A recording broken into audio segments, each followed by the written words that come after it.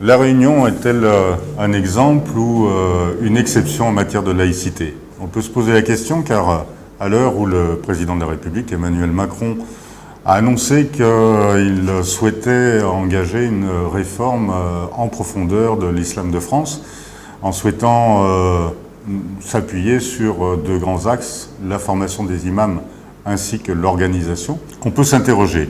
Le président de la République, Emmanuel Macron, dans une interview qu'il a accordée à nos confrères du JDD dimanche, a annoncé qu'il souhaitait que ce premier trimestre 2018 voit la réforme en profondeur de l'islam de France. Pour ce faire, il consulte depuis plusieurs mois différentes instances, différents représentants de la communauté musulmane.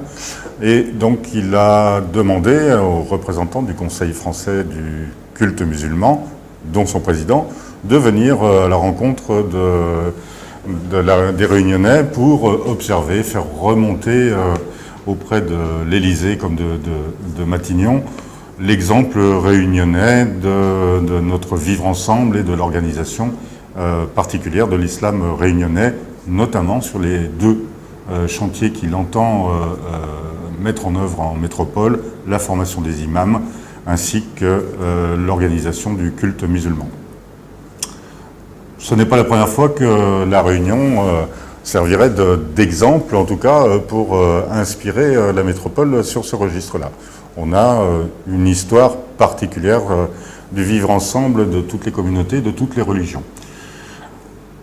Au mois de décembre, en revanche, une inspectrice générale de philosophie est venue dans notre île depuis Paris. Une inspectrice qui, visitant une classe préparatoire du lycée Belle-Pierre, s'est émue de voir une jeune élève méritante, puisqu'en classe préparatoire, on peut supposer qu'elle est particulièrement bien élève, une jeune étudiante mahoraise qui donc avait son traditionnel châle sur la tête. Notre philosophe, bien plus diplomate, lui a immédiatement demandé de l'enlever, sans autre forme de procès, rappelant qu'elle était pour l'application d'une laïcité stricte de l'application des textes sans aucune exception.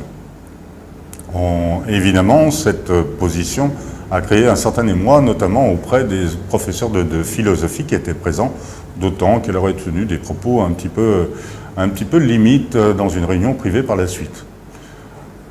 Interrogé, le rectorat sur cette affaire a déclaré qu'il fallait appliquer de manière stricte la loi sur la laïcité. Bien évidemment. Mais on voit bien à quel point la frontière peut être ténue. D'un côté, la Réunion, avec son exception, serait un modèle. De l'autre, cette exception ne serait pas tolérable.